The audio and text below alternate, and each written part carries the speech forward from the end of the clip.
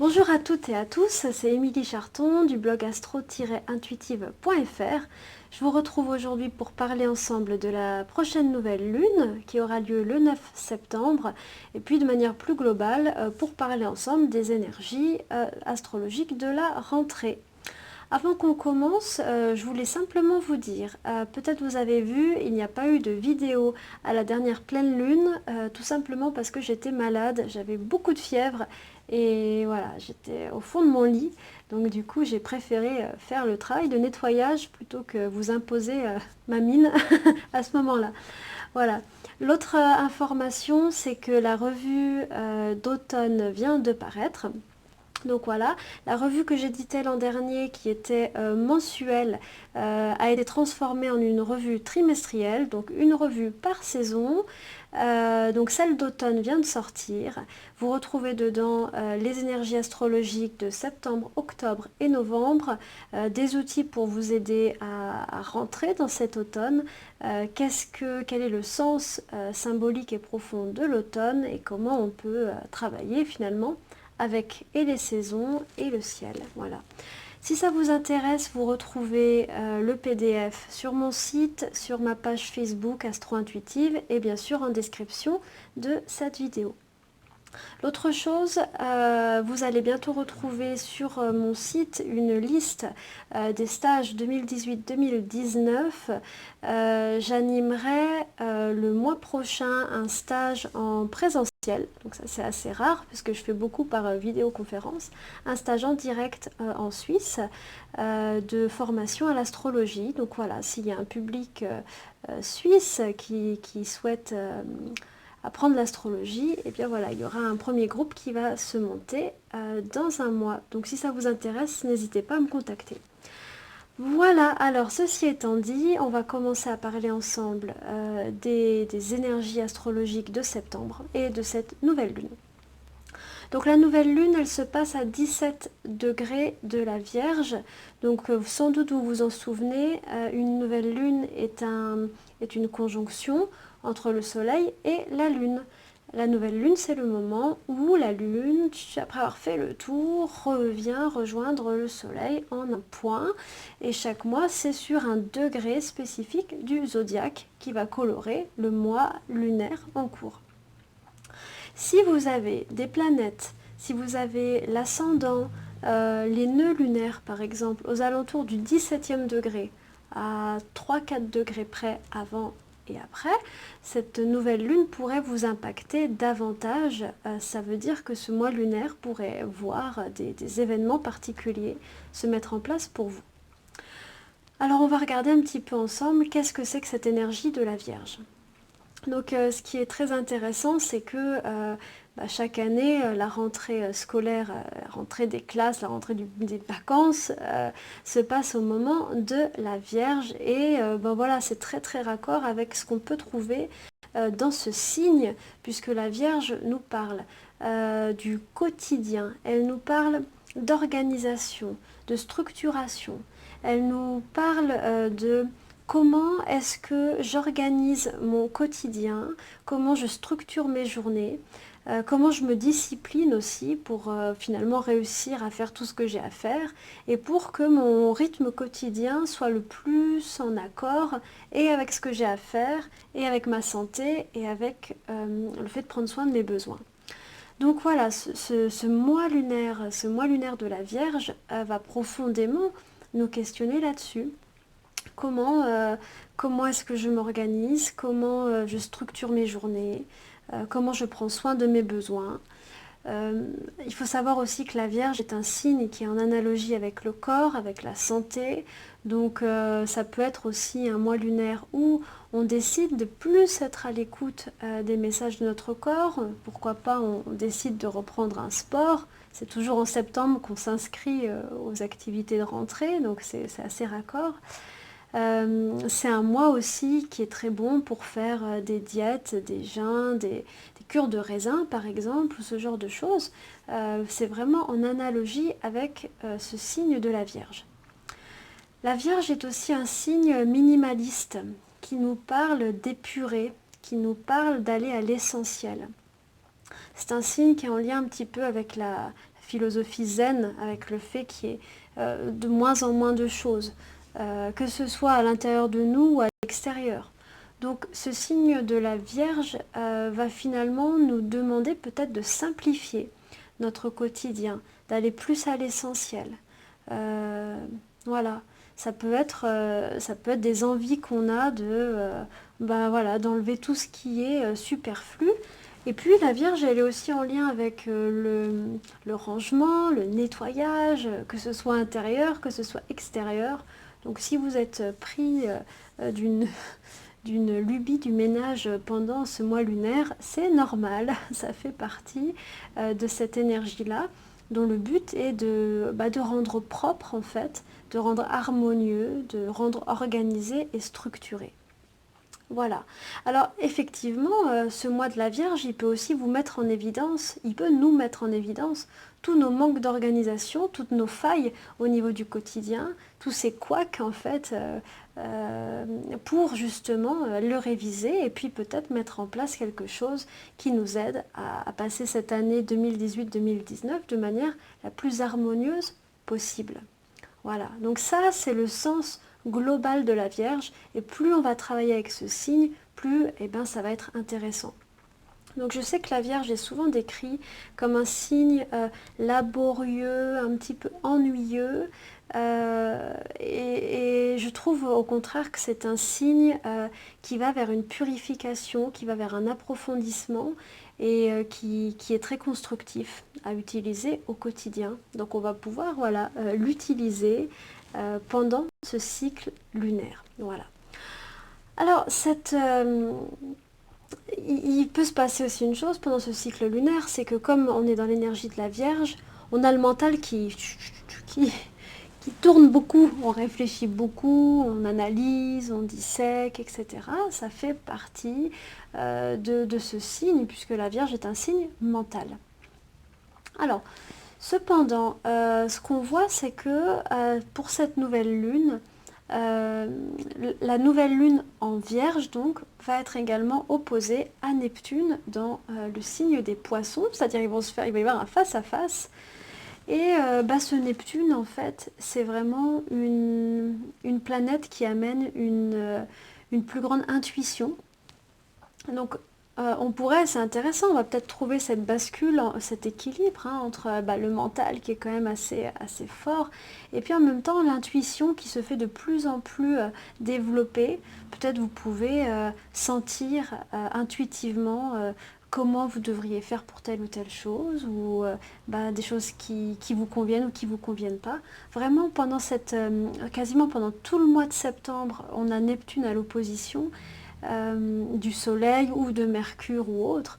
Mais ça veut dire que pendant tout le mois de septembre, on va recevoir les messages de Neptune, et ça nous dit de faire confiance à nos intuitions, de nous fier à ça.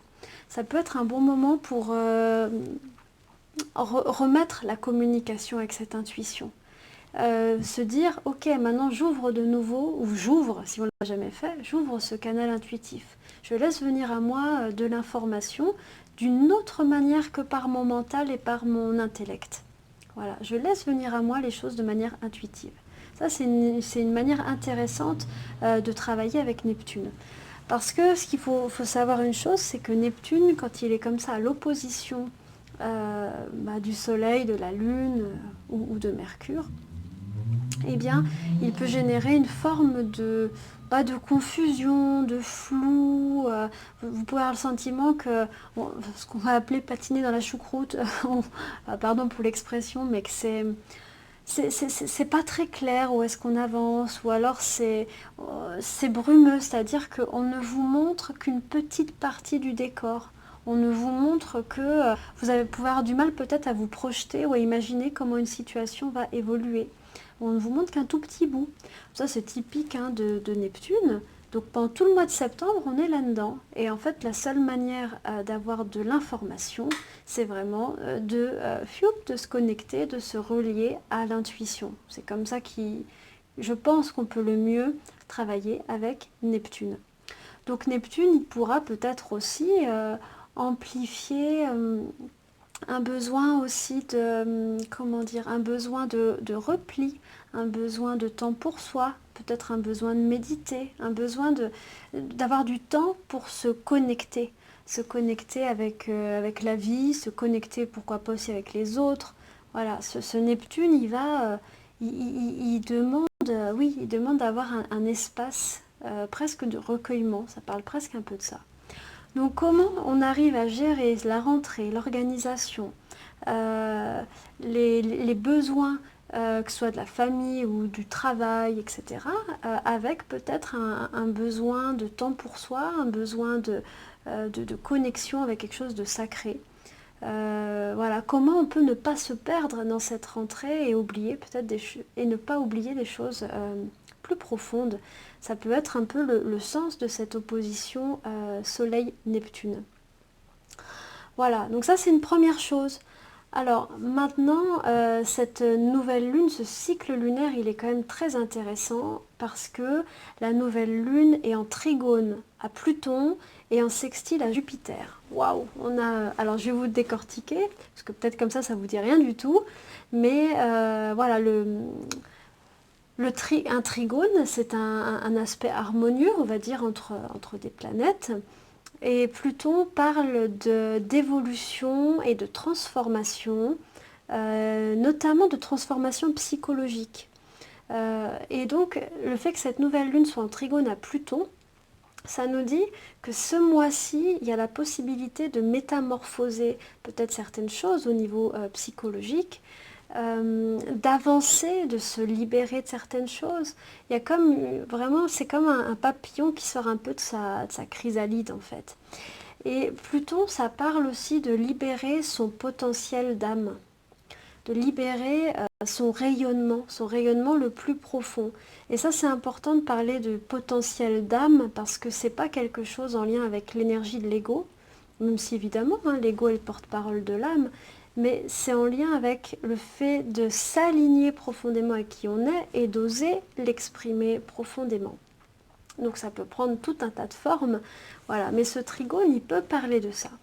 Il peut aussi parler de modifications également extérieures dans nos conditions de travail, de vie, mais dans ce cas, ça serait plutôt des améliorations. Ça me fait plutôt penser à ça, à quelque chose qui se transforme, mais pour permettre une meilleure, je sais pas, une libération de notre potentiel. Voilà, on pourrait dire ça comme ça. Et de même, donc le sextile de Jupiter, la nouvelle lune est en sextile à Jupiter, ça parle aussi d'un mois qui est tourné autour de l'expansion, autour de l'évolution. Donc il faut savoir aussi qu'on est dans les derniers moments de ce Jupiter dans le signe du Scorpion. Et donc on est dans les derniers un peu travaux alchimiques intérieurs. Hein, je ne sais pas si vous vous souvenez, mais Jupiter en Scorpion, il est vraiment là pour venir mettre à la lumière certaines choses qui étaient inconscientes jusqu'à présent et les transformer. C'est un Jupiter qui travaille beaucoup sur un plan psychologique, plus que je trouve extérieur. Et donc voilà, on est dans les 2 derniers mois de ce Jupiter en Scorpion. Et je pense que ce mois lunaire, quelque part, va continuer, c'est un peu comme ce qu'on a dit avec Pluton, va continuer cette transformation intérieure. Mais ça me fait penser un peu comme si on a passé une grosse vague là déjà depuis l'automne. On est un peu en bout de chemin, on est comme au temps du bilan un petit peu. Bon, qu'est-ce qui a changé depuis septembre? Voilà. Donc voilà pour cette nouvelle lune. Donc une nouvelle lune qui parle d'organisation, de structuration de son quotidien, qui va montrer les failles ou au contraire ce qui marche pour nous. Un mois lunaire pour se relier à son corps, tout autant qu'à son intuition. Voilà, pour réussir à faire finalement un pont entre la Terre et le ciel. Un mois lunaire aussi qui parle de déploiement de son potentiel, qui parle d'évolution progressive et puissante, et qui parle encore une fois de peut-être de transformation au niveau psychologique, et des transformations qui nous font plutôt aller de l'avant. Donc c'est cool. Voilà, c'est une nouvelle lune qui est effectivement assez belle, il y a une énergie de puissance et comme quelque chose qui se met en place, voilà. Quelque chose de puissant qui se met en place. Ça me fait un peu cet effet.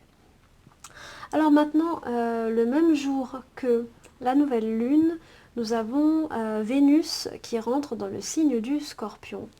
Alors pourquoi c'est intéressant? Parce que d'habitude Vénus, bon, elle reste pas très très longtemps, hein, en Scorpion, elle reste 3 semaines.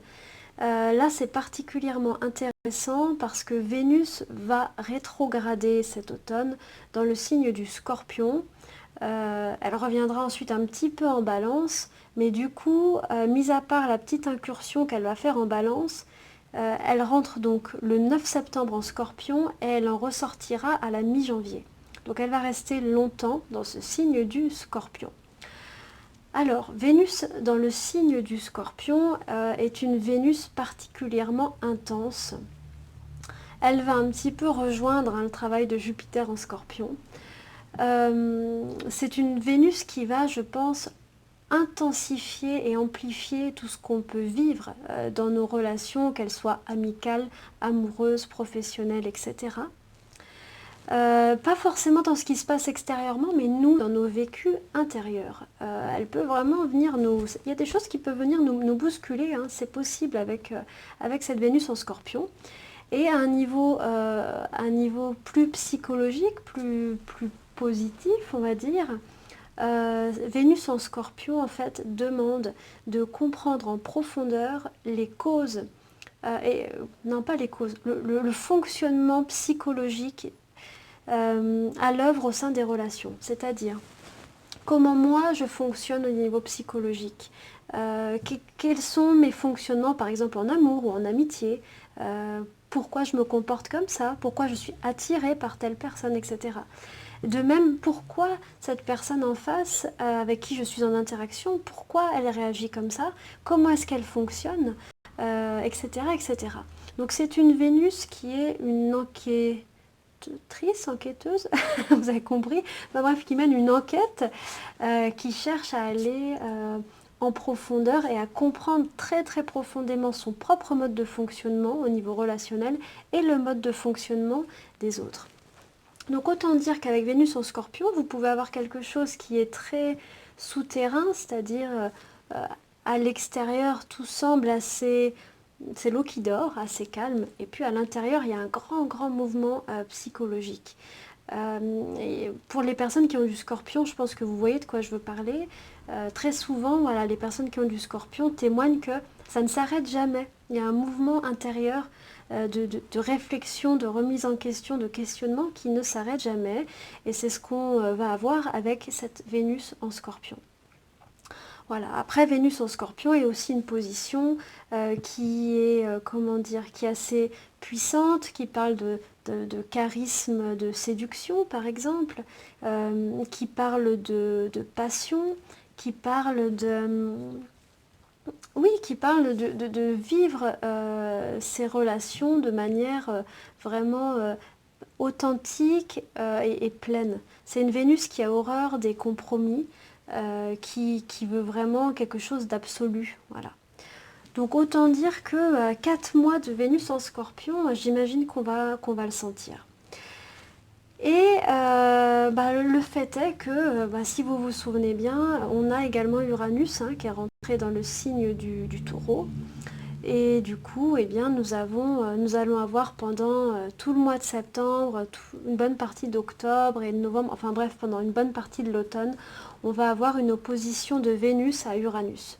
Donc cette opposition, en règle générale, elle dure 10 jours, 2 semaines, et là, elle va durer quelque chose entre 2 et 3 mois. Donc en astrologie, il y a une règle, quand quelque chose dure longtemps, eh bien forcément, on le ressent plus, c'est normal. Donc un lien entre Vénus et Uranus, quel que soit le lien, quel que soit l'aspect, suggère une transformation, mais cette fois-ci, non pas intérieure, mais extérieure, concrète, une transformation, un changement extérieur concret au sein des relations. Donc parmi le panel de tout ce qu'on peut trouver dans Vénus-Uranus, vous pouvez avoir tout un tas manifestations comme le fait bien d'avoir de tomber amoureux, de rencontrer quelqu'un, la naissance donc d'une histoire d'amour, tout autant que pourquoi pas le fait de couper avec certaines personnes, une séparation, le fait de prendre une autre direction, ou alors aussi tous ces éléments de changement au sein des couples déjà établis, comme peut-être fonder une famille, avoir un enfant, déménager, ou alors aussi tous ces éléments qui parlent d'éloignement ou de séparation pendant un temps donné avec des personnes qu'on aime. Ça, c'est aussi le sens de Vénus-Uranus. Donc voilà, c'est quand même assez, vous avez compris que l'automne au niveau relationnel, et donc c'est pas que affectif, hein, c'est relationnel au sens large, est assez intense, va nous faire pas mal travailler au niveau psychologique, et il risque d'y avoir, ça me fait penser à une, vous savez, une plaque tournante, c'est-à-dire on prend, il y a des circonstances, des situations qui étaient vraies cet été et qui ne le seront plus du tout cet hiver. Voilà, c'est comme si on brasse les cartes, hop, et on redistribue à chacun un nouveau jeu. Donc voilà, c'est quand même particulièrement intense. Donc, ah oui, voilà, et puis ça, pardon, si j'en ai parlé, excusez-moi, mais il n'empêche que au niveau des outils, hein, de ce qui va nous aider, il ne faut pas oublier que Vénus va rétrograder dans ce signe du Scorpion.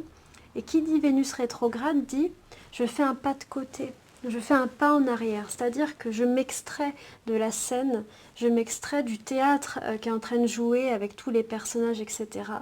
D'ailleurs, j'essaye de voir à quel point tout ce que je vis... c'est pas que c'est pas vrai, c'est vrai, mais on joue tous des rôles quelque part. Et des fois, juste voilà, se mettre un petit peu en retrait pour regarder le fonctionnement, bah, c'est pas mal. Et voilà, cette Vénus en Scorpion, dans sa rétrogradation, va nous inviter quand même à ne pas foncer tête baissée dans les situations, mais à réfléchir et pour pouvoir avoir un positionnement intérieur qui va nous servir pour la suite de l'automne et de l'année 2019. Donc ça, j'en reparlerai plus en avant quand il sera question de la rétrogradation de Vénus.